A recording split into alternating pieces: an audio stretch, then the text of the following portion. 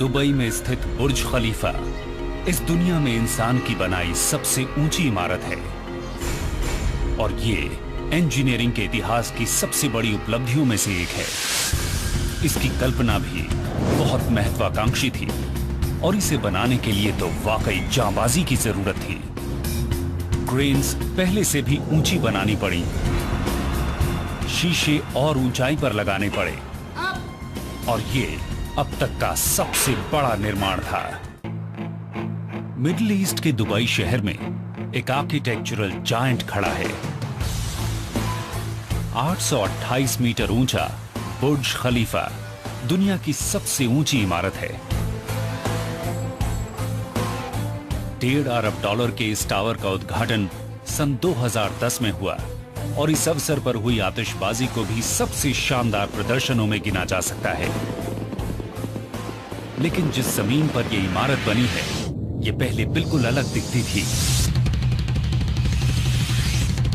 उद्घाटन से 6 साल पहले इसका निर्माण शुरू होने के समय यह सूखे, झुलसे हुए उजाड़ रेगिस्तान जैसा इलाका था। फरवरी 2004 में टीम ने बुर्ज की साइट पर काम शुरू किया। इतनी बड़ी इमारत बनाने में रफ्तार बहुत मायने रखती है। इस इमारत के काफी बड़े हिस्से का डिजाइन अभी बन ही रहा था और कंस्ट्रक्शन टीम ने निर्माण शुरू कर दिया।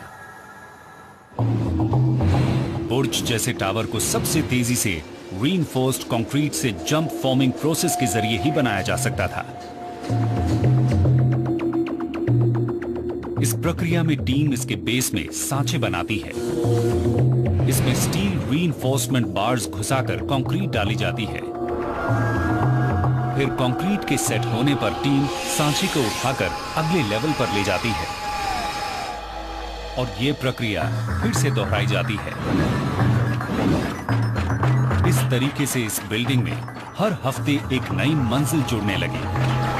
लिक्विड कंक्रीट डालने के 12 घंटे बाद आप फॉर्म्स को वापस खींचते हैं और हाइड्रोलिक जंप फॉर्म सिस्टम को पहले डाले गए कंक्रीट के ऊपर चढ़ा दिया जाता है। यह अपने आप ही एक बार में 4 मीटर ऊपर आ जाता है।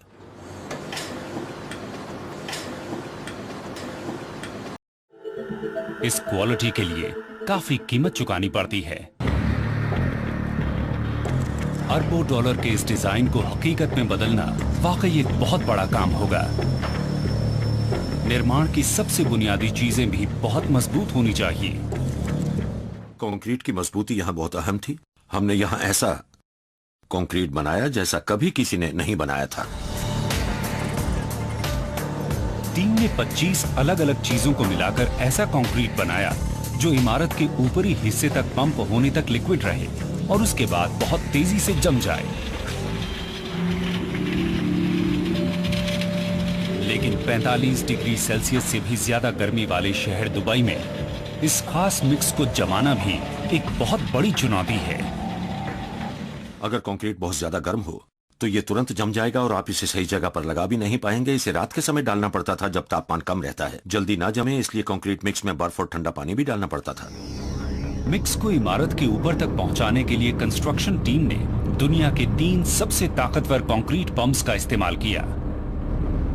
32 महीने में इन पंप्स ने 1,65,000 घन मीटर कंक्रीट पंप किया। इतने कंक्रीट से 880 किलोमीटर लंबा साइड वॉक बनाया जा सकता है।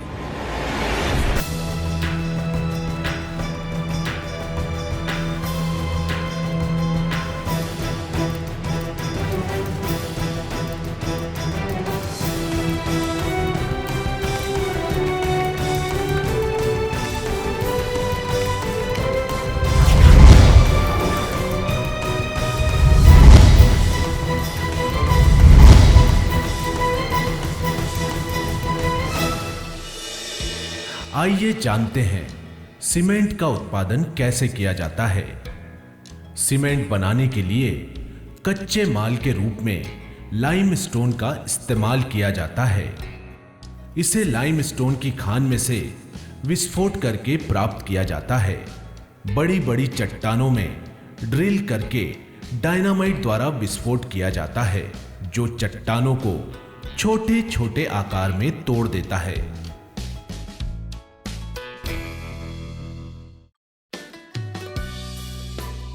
इन पत्थर के छोटे छोटे टुकड़ों को बड़े बड़े डंपर्स में भरकर लाइमस्टोन क्रशर तक पहुंचाया जाता है।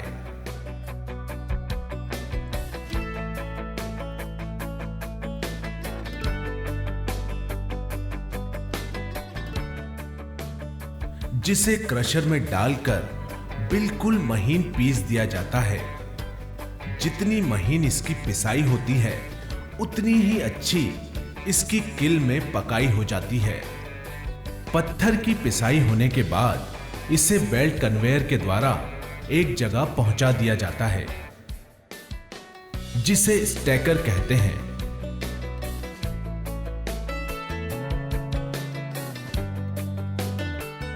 अब इस ढेर को एक खास मशीन के द्वारा, जिसे रिक्लेमर कहते हैं, तिरछा काटते हुए निकाला जाता है।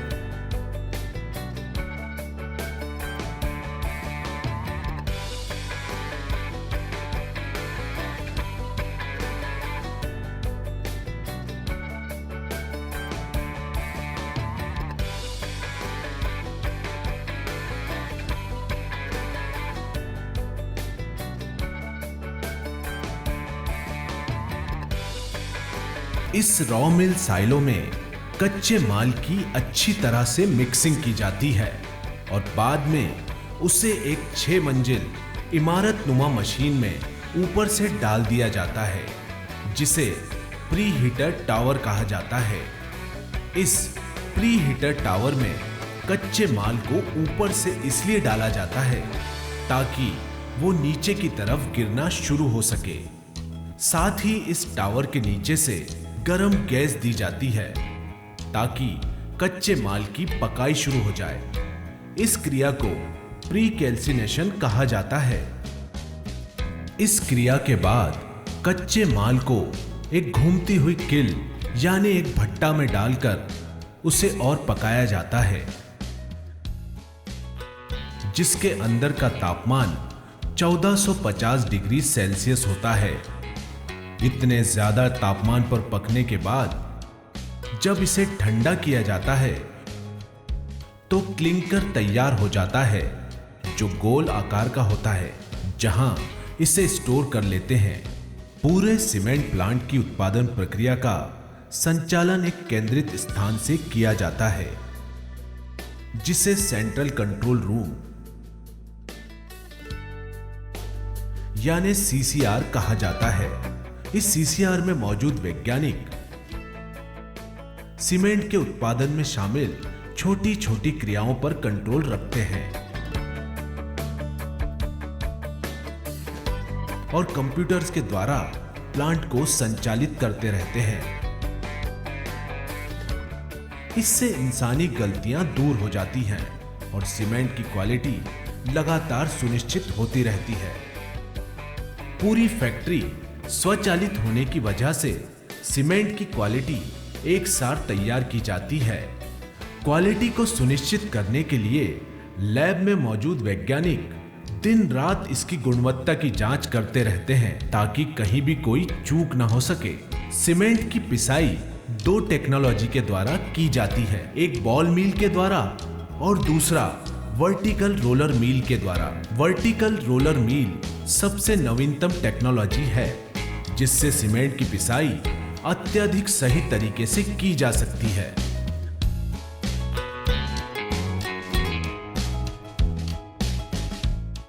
अब क्वालिटी सुनिश्चित होने के बाद सीमेंट को मशीन द्वारा पैकिंग प्लांट में भेजा जाता है जहां बड़े बड़े रोटो पैकर्स लगे होते हैं। इन रोटो पैकर्स पर खड़ा एक कर्मी खाली सीमेंट के बैग को पैकर की नोजल पर चढ़ा देता है और सीमेंट उस बैग में स्वचालित तरीके से 50 किलो भर जाता है। सीमेंट पैक होते ही रोटो पैकर्स उन भरे बैग्स को बेल्ट पर गिरा देता है जो उसे लेकर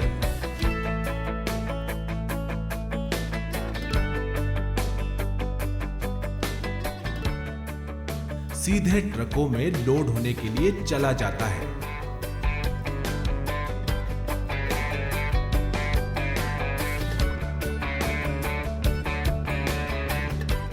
इस प्रकार सीमेंट की ऑटोमेटिक पैकिंग और लोडिंग की प्रक्रिया लगातार चलती रहती है।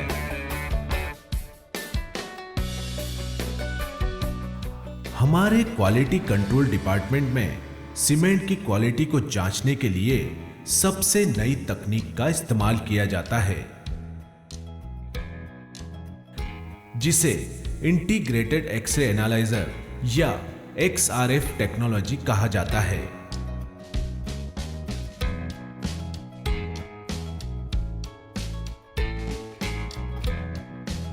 इस टेक्नोलॉजी के द्वारा कच्चे माल से लेकर सीमेंट के सभी सैंपल की जांच इंटीग्रेटेड एक्सरे एनालाइजर से पलक झपकते ही कर ली जाती है और कोई भी सुधार की स्थिति में उस पर तुरंत कार्रवाई करते हुए उसे कंट्रोल कर लिया जाता है।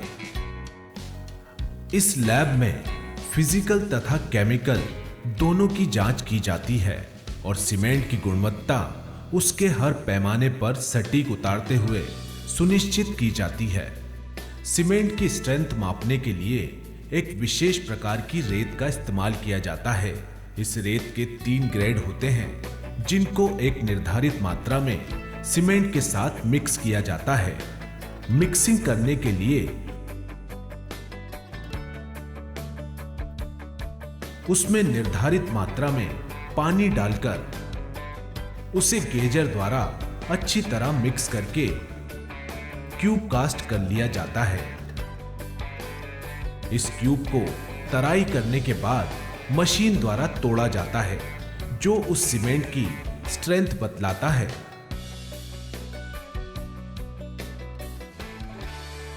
साथ ही लैब में कार्यरत वैज्ञानिकों को एक सिलसिलेवार ढंग से समय समय पर ट्रेनिंग भी दी जाती है,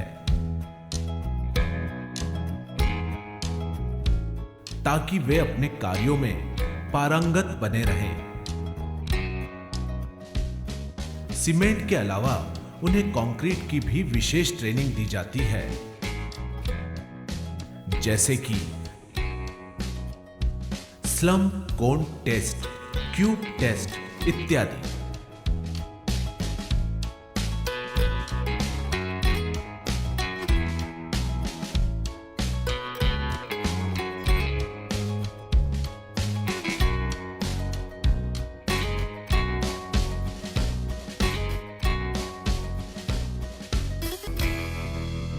इस क्लिंकर को जिप्सम और फ्लाई ऐश के साथ एक खास अनुपात में मिक्स करके पीस दिया जाता है, जिससे सीमेंट तैयार हो जाता है।